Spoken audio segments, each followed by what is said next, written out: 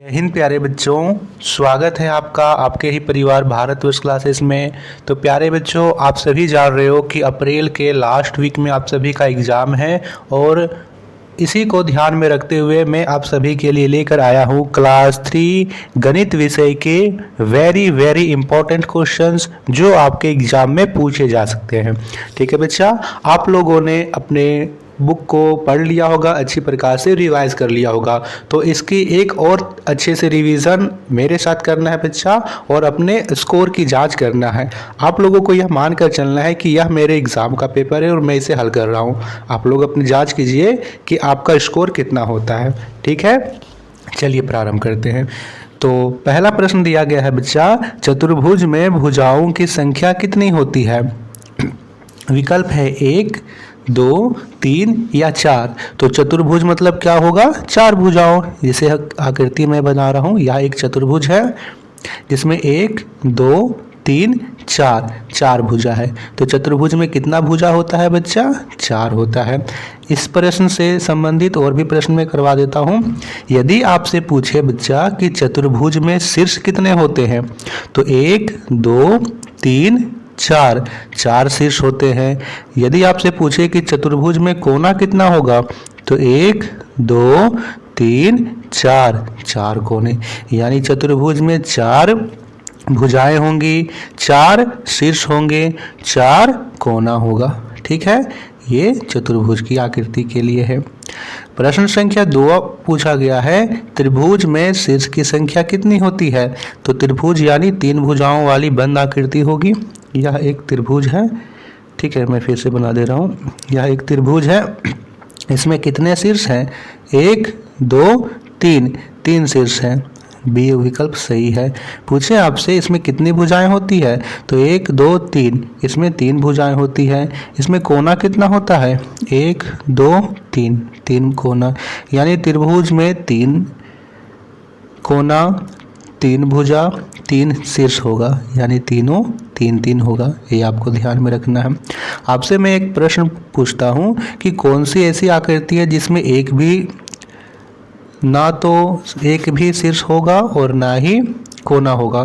कौन सी आकृति है बताइए तो, जिसमें एक भी यहाँ पे शीर्ष नहीं होगा और एक भी कोना नहीं होगा? तो वह है वृत्त। कौन सी आकृति है बच्चा? वृत्त है।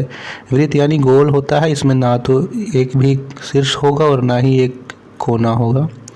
प्रश्न संख्या 3 पूछा गया है, 2 अंकों की सबसे छोटी संख्या है। बताइए, विकल्प हैं 1, 2, 10 या 11। क्या होगा? तो बच्चा अंक और संख्या में अंतर होता है।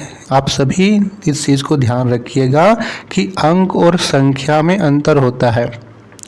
अंकों से मिलकर संख्या बनती है। क्या याद रखना है आपको कि अंकों से ही संख्या बनती है।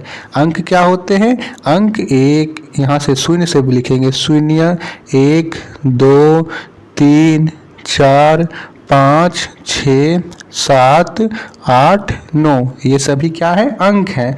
और इन्हीं अंकों से संख्या का निर्माण होता है। आपसे पूछ रहा है कि 2 अंकों की सबसे छोटी संख्या क्या होगी? तो सबसे छोटा यहाँ पे होता है, 2 अंकों में सबसे छोटा 0 होता है। 0 1 लिख देंगे तो 1 ही होगा। तो हम लोग क्या करेंगे, पहले 1 लिखेंगे फिर 0 लिखेंगे। यानी 2 अंकों की सबसे छोटी संख्या होगी 10। क्या होगी? 10। विकल्प सी सही है। यदि आपसे पूछे 3 अंकों की सबसे छोटी संख्या क्या होगी, तो बताइए 3 अंकों में आप क्या बताइएगा? इसमें 1 0 और बढ़ा दीजिएगा, यानी 100 हो जाएगा। 4 अंकों की पूछे तो 1000 होगा। 5 अंकों से पूछे तो 10,000। अगला प्रश्न है, 2 अंकों की सबसे यहाँ पे 2 अंकों की सबसे बड़ी संख्या, यहाँ पे छोटी ना होकर बड़ी होगा। 2 अंकों की सबसे बड़ी संख्या कौन सी है? बताइए। विकल्प हैं 10, 9, 99, 90। तो सबसे बड़ी 2 अंकों की तो 1 9, 2 9, 99 होगा। यदि 3 अंकों की पूछे तो 3 9, 4 अंकों की पूछे तो 4 9, 5 अंकों की सबसे बड़ी संख्या पूछे तो 5 9।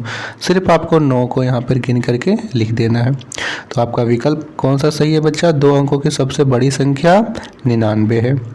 5वां प्रश्न पूछा गया है, यहाँ पे बताइए इस संख्या के बाद कौन सी संख्या आएगी? 79। बताइए 89 के बाद कौन सी संख्या आएगी? 89 के बाद यानी 90 आएगा। विकल्प डी सही है। ए और डी दोनों होगा क्योंकि इन दोनों का विकल्प समान है।